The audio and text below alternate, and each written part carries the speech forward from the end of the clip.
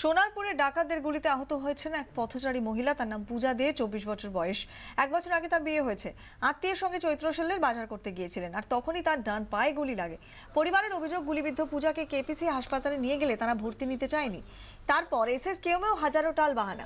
শেষ পর্যন্ত রাত 1:15 নাগাদ ভর্তি করা হয় হাসপাতালে।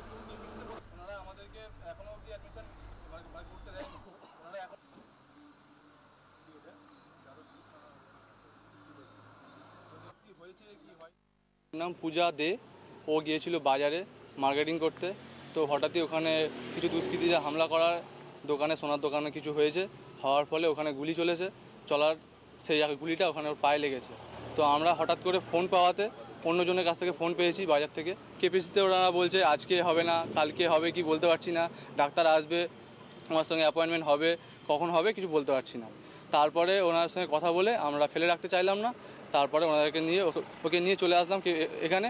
কিন্তু এখানে এসেও সেই একই ব্যবস্থা, যে কোনো স্ট্রেচার নেই, কোনো একটা বেড নেই, কখন ভর্তি নেবে কিচ্ছু বলছে না। ডাক্তাররা আসছে, দেখছে, বলছে হয়ে যাবে।